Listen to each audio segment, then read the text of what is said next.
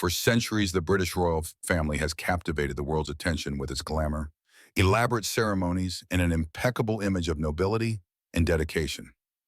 However, behind the sparkling crowns and the graceful waves, there exists a lesser discussed shadow moments of arrogance, dismissive attitudes, or aloof behavior that have sparked public discourse.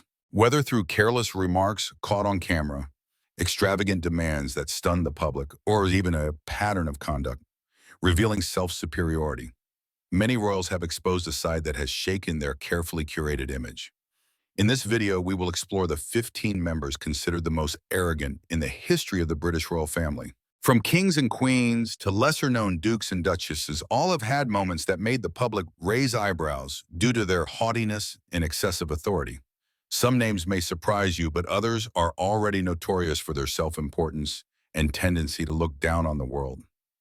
If you love stories about the royal family or are simply curious to know who will appear on this list, join us as we dive in.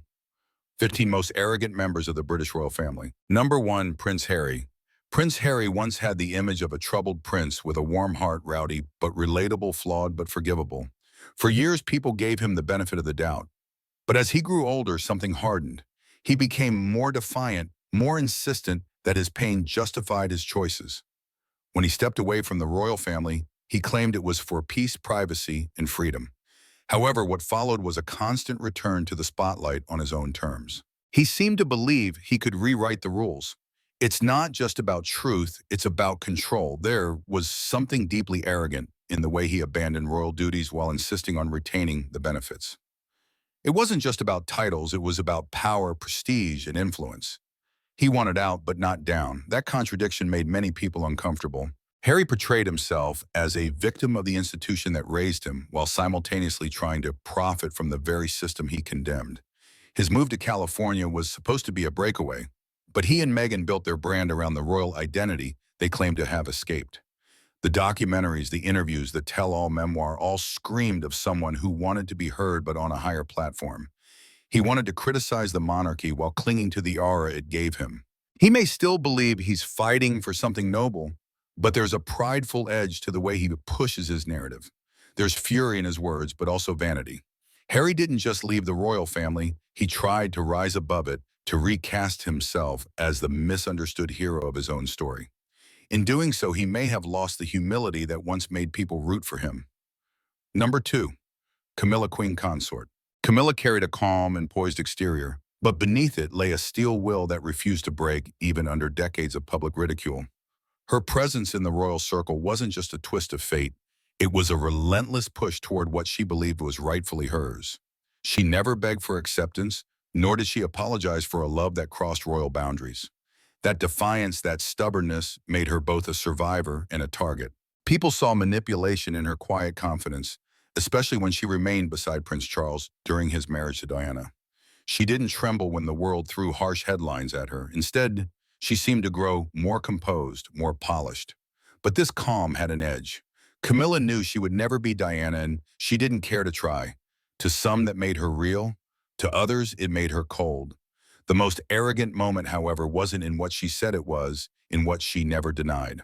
The affair continued, whispered between palace walls, while Diana stood alone in public heartbreak. Camilla didn't crumble. She climbed slowly, deliberately, until she stood beside Charles, not as a mistress in the shadows, but as queen consort. That path, filled with judgment and silent ambition, defined her. She didn't win hearts easily, and perhaps she didn't try hard enough to, but she stood firm in the fire with a pride many mistook for disdain. Camilla is the kind of woman who walks through centuries of tradition without blinking.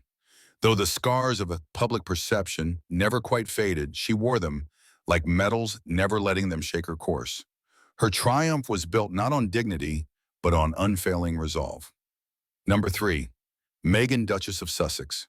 Meghan stepped into the royal world like a rush of wind, fresh, modern, and undoubtedly loud.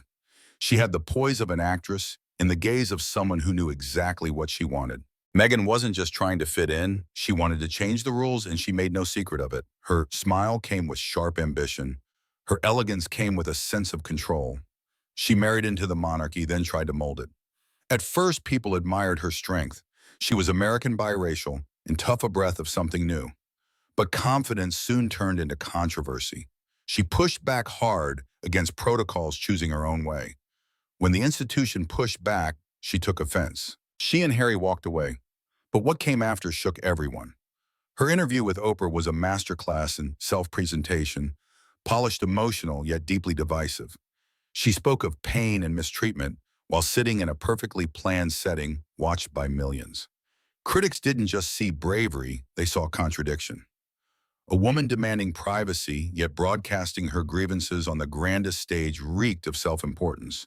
Meghan's strength is magnetic, but it can feel blinding. She believes deeply in her voice, her truth, and her right to be heard regardless of the cost. That conviction, while powerful, left little room for reflection. She wanted a spotlight that bent to her terms, a paradox that made her both admired and resented. Her journey isn't over, nor is the storm around her. Meghan isn't a silent figure. Whether seen as a victim or an architect of chaos, she remains utterly herself, armed with fierce independence in a story she refuses to let others tell. Number 4, King Charles III. There is something sharp beneath King Charles III's calm voice and refined gestures, an edge that speaks of long years spent waiting, scheming, and surviving in the shadows. His life has been shaped by patience and frustration, and both have hardened him. Nowhere was his arrogance more exposed than in his path with Camilla. His insistence on having her by his side, no matter the cost to his public image, was bold but also blindly selfish. He wanted Camilla, and he made it happen slowly, skillfully, and eventually with full royal acceptance. But it wasn't love alone that carried them forward. It was entitlement. Even as the world mourned, Princess Diana, Charles seemed to move forward with Camilla, not with caution, but with certainty, as if public pain didn't matter, as if the feelings of millions were just background noise to his personal desires. The idea that the rules didn't quite apply to him, that he could rewrite history on his own terms, was evident. When he married her, it wasn't a moment of humility, it was a declaration of power. Then he made her queen consort, as though erasing the pain that came before demanding the world move on and forget. That's the most arrogant part, not the affair, but the assumption that time would heal all if he simply willed it. Charles now wears the crown with dignity, but not without scratches. The years have made him careful, but not necessarily kind. He is a man who waited his entire life to be king, and now that he is, he rules with quiet force. He may smile in public, but behind that smile is a man who always believed he deserved everything he lost and everything he took. Number 5, Prince William. There is a weight that comes with being born into royalty, but Prince William often wears it with a face that's unreadable, controlled, and perhaps cold. Behind the polished image of a devoted family man and future king is someone who seems to move within a fortress of silence. There's a strange kind of arrogance in that stillness, not the loud attention-seeking kind, but calm. William's refusal to fully engage with the press while demanding their protection speaks to a man who wants control on his own terms. His relationship with the media is not just cautious, it's fiercely guarded and at times almost manipulative. The public saw it, especially when tensions around Prince Harry began to explode. While Harry and Meghan poured their hearts out, William stayed frozen, unreachable, hiding behind duty. When questions mounted, he didn't answer them. When criticism surfaced, he didn't flinch. Instead, he relied on silence, on distance, on the carefully shaped walls around him. It felt more like disdain than dignity. He didn't want to be held accountable. He wanted to rise above it all, untouched and unquestioned. This kind of arrogance doesn't shout, it whispers, "I owe you nothing," while standing beneath the golden weight of a crown, not yet his. William has mastered the art of appearing responsible while staying unavailable. His demeanor is polished, but it's often cold. His commitment looks strong, but it's tightly measured. There is something lonely about the way he holds himself, as if he's already wearing the crown in his mind, already looking down from the throne. That royal detachment might one day make him king, but it also makes him a mystery, one the public isn't allowed to solve. Number 6, Princess Anne. Princess Anne has never been one to seek approval. Her presence commands attention not through softness or charm, but through a steely authority that both impresses and intimidates. Among the royals, she's the one with a spine of iron. The woman who doesn't bend, doesn't flinch, and certainly doesn't curtsy unless she truly wants to. Nowhere was that clearer than when she refused to curtsy to Princess Diana, a moment that revealed the core of Anne's personality, unapologetically proud, fiercely individual, and utterly unbothered by public opinion. To Anne, tradition seems more like a choice than a duty. Her bluntness is legendary. She walks into events with her head held high and words that can cut through protocol like a blade. There's something admirable in that, but also something disturbing. That refusal to curtsy wasn't just a personal decision, it was a statement. It said, I bow to no one, especially not someone who married into the family. It wasn't jealousy, it was pride with a touch of resentment. There's a cold fire in her, controlled, measured, but always burning. That strength is admirable, but it also isolates. Anne's arrogance doesn't come with glamour or show, it's woven into her walk, her tone, her refusal to play the soft royal role. She has earned respect through work, no doubt, but her attitude has sometimes cast a shadow. She's the royal who doesn't care much and yet sometimes seems to forget that leadership, even in silence, requires a touch of grace. Anne doesn't chase the spotlight, but when it finds her, she lets the world see her as she is sharp, unbending, and absolutely unwilling to yield, even when a little humility might have gone a long way. Number 7, Prince Andrew. There is something deeply troubling about the way Prince Andrew carries himself, authoritative, confident, and utterly detached from the real world. He is a man born into luxury, raised without limits, and it shows. The now infamous BBC interview where he tried to explain his relationship with Jeffrey Epstein was supposed to clear his name.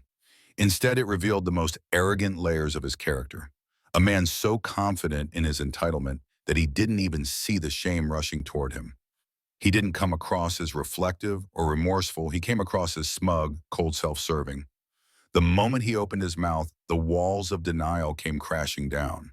He didn't look like a man worried about victims or ashamed of past decisions.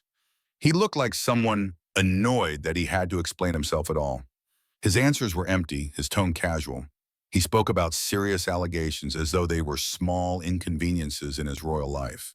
His attempt to justify his actions, claiming he couldn't have done something because he was at a pizza restaurant, was laughable and insulting. That interview exposed the worst of royal arrogance. The belief that power protects that privilege erases consequences. Prince Andrew didn't even pretend to care about the women hurt by Epstein. He seemed far more interested in repairing his image than reckoning with any truth. He wasn't just out of touch, he was unapologetic about it. That's what made it infuriating, the arrogance of a man who thought the world owed him understanding, not justice, who thought being a prince meant never having to explain. But the world saw him for what he was, not a misunderstood royal, but a man who had fallen from grace.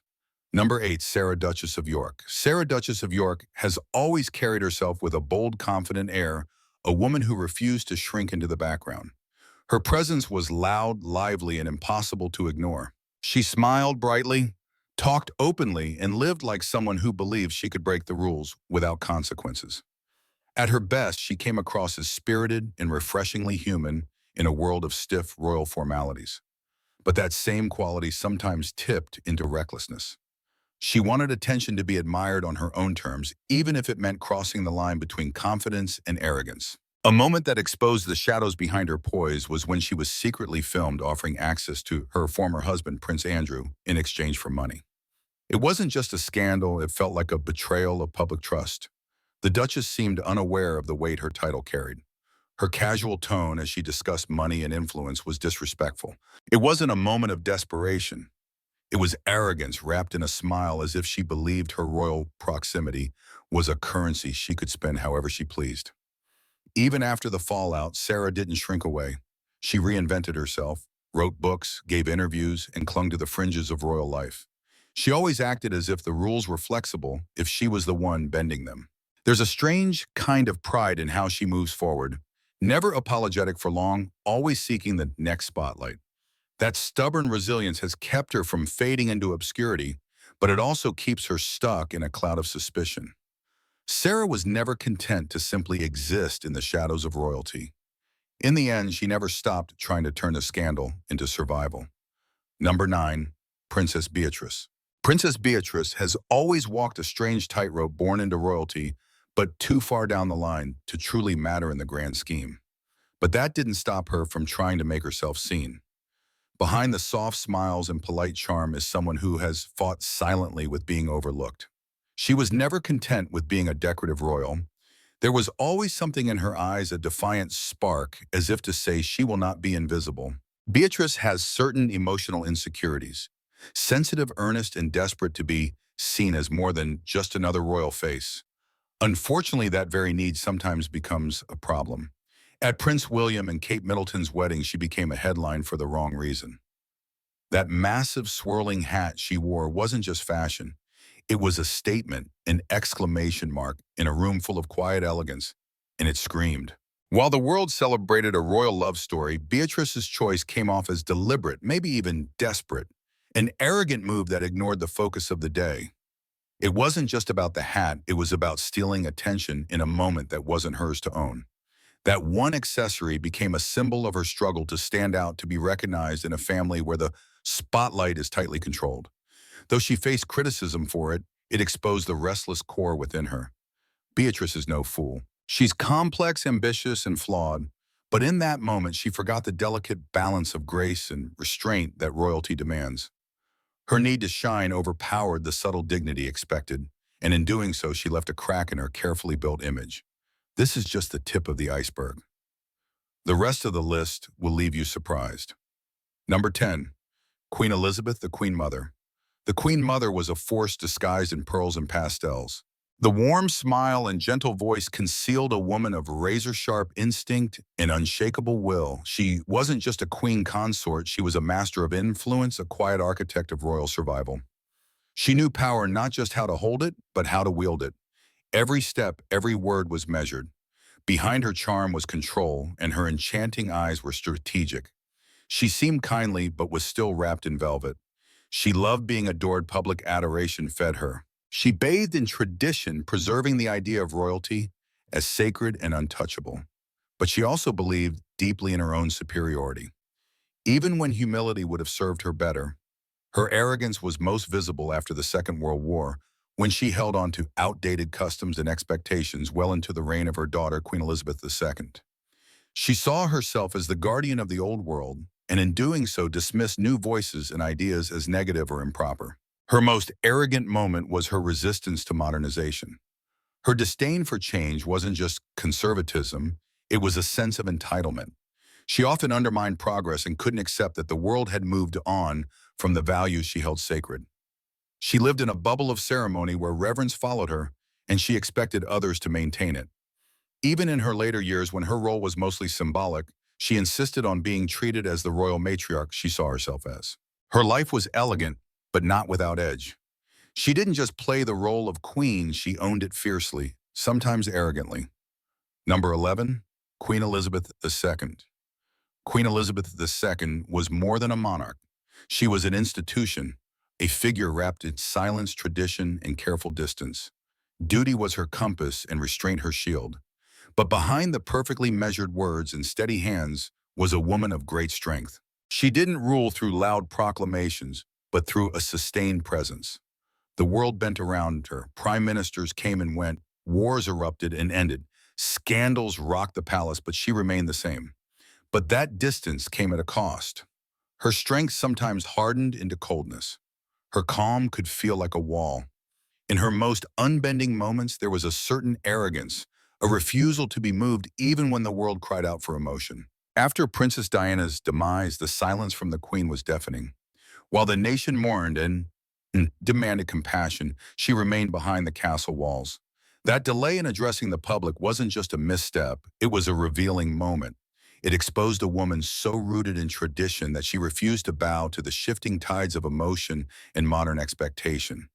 It was power cloaked in stillness, unyielding, indifferent, perhaps even proud. The world wanted a grandmotherly figure to weep with them, but she offered the crown instead. That was her way always. Queen Elizabeth II was not here to soothe or comfort, she was here to endure. Though she eventually responded, that initial silence showed how the monarch could override the public. In that stillness was a quiet defiance, a sense that the crown would not be hurried or swayed. In that moment, we saw the Queen not as a symbol, but as a resolute woman. Number 12. Peter Phillips. Peter Phillips often walked a thin line between privilege and privacy, but there was a moment when his choices seemed to reflect something deeper, a quiet arrogance. As the eldest grandchild of Queen Elizabeth II, Peter was born into royal blood but not royal duties. Yet when he chose to appear in a Chinese milk commercial, openly using his royal background to promote the product, it sparked serious backlash. Dressed in a sharp suit, seated in front of stately British landmarks, the message was clear: the royal connection was for sale. Though he holds no official title or role, the symbolism was powerful. This moment painted a portrait of a man comfortable with bending public perception for personal gain. Peter often carries himself with a calm, polished demeanor, the kind that suggests confidence without speaking too loudly. But beneath that surface lies someone who seems to know exactly what his royal blood can buy, even if it's just attention. It wasn't just a lapse in judgment, it felt bold, intentional, and slightly removed from the values the monarchy tries to project. Despite maintaining a relatively quiet life compared to other royals, moments like this peel back the layers. There's an undercurrent of superiority, as if the rules don't quite apply to him. He smiles, speaks carefully, and avoids scandal until he doesn't. When he falters, "Oh, so far," it feels striking because it reveals that even the most understated royal can carry a sense of entitlement tucked behind a well-tailored suit. In that moment, Peter Phillips reminded the world that even those without crowns can wield royalty like a business card. Number 13, Prince Michael of Kent. A cousin to the late Queen Elizabeth II, Prince Michael of Kent has never been in the direct spotlight, but he has worn his title like an emblem of privilege, a key to locked doors. He has always lived in the gray area between duty and indulgence. Calm, polished, and aristocratic to the core, he rarely showed emotion, preferring the quiet power of being above it all. Yet that carefully groomed exterior held an unmistakable sense of entitlement. He moved in elite circles with ease, always just outside the reach of scandal, until the mask slipped. What truly exposed him was the report that he had been charging steep fees for access, using his royal status as a bargaining chip in business dealings, particularly with foreign powers like Russia. It was not just inappropriate, it felt dangerous. The idea that a senior royal could use his title to open back doors for political or financial gain crossed a line that most believed even minor royals wouldn't dare approach. Though he didn't crave headlines, he certainly didn't mind the power that came from carrying a royal name into rooms filled with wealthy, influential people. It was discreet but no less bold.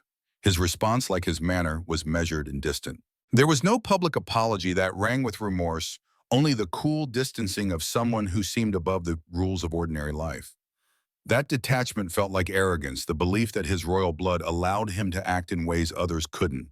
For years, Prince Michael cultivated an image of quiet refinement. But in reality, he acted as if the rules never fully applied to him. When they clearly did, the presence of that old-school entitlement was unmistakable, cold-privileged, and completely self-assured. Number 14, Prince Edward.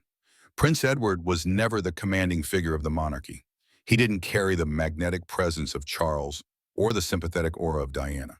Instead, he wore the role of a royal with a quieter kind of pride, somewhat stiff, somewhat awkward, but always conscious of his lineage. However, behind that formality was a man who craved something more, something beyond waving from balconies. He tried to carve a different identity, one not steeped in royal duty, but in personal ambition.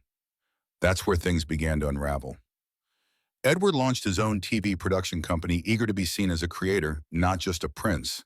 But it didn't take long for people to notice how tightly he clung to royal coattails.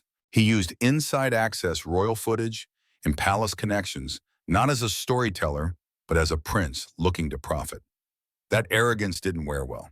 The public saw a man who wanted the prestige of royalty without the responsibility. His venture wasn't just flawed, it was a misjudgment of how far privilege could carry him.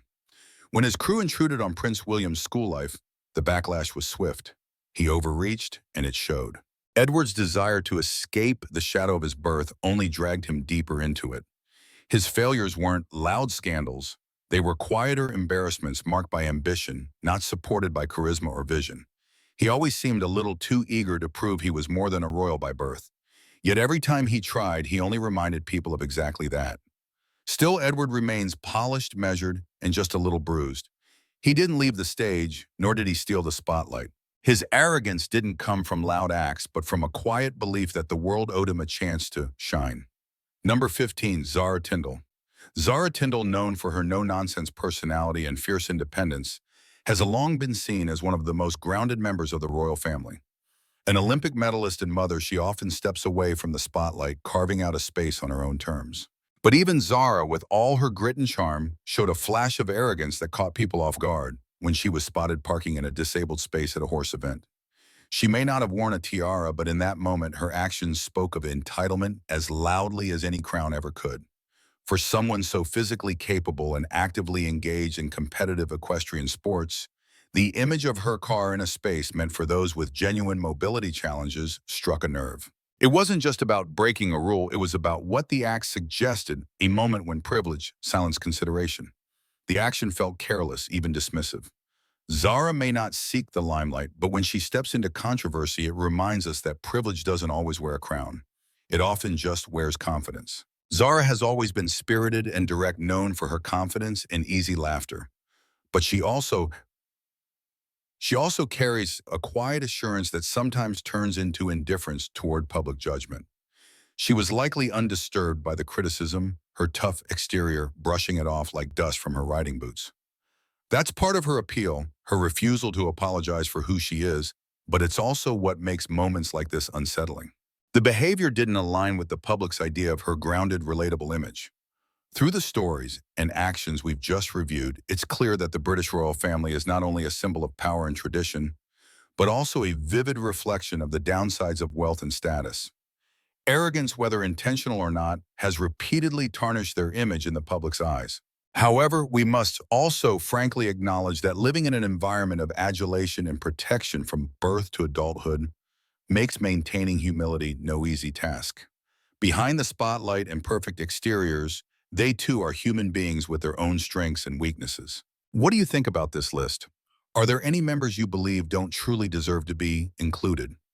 Or perhaps some missing figures whose stories you've heard that left you astonished? Share your thoughts in the comments below. And don't forget to subscribe to the channel and turn on notifications so you don't miss our upcoming videos about the fascinating hidden corners of the royal family and lesser-known behind-the-scenes stories. Thank you for watching until the end of the video, and we'll see you in the next exciting content.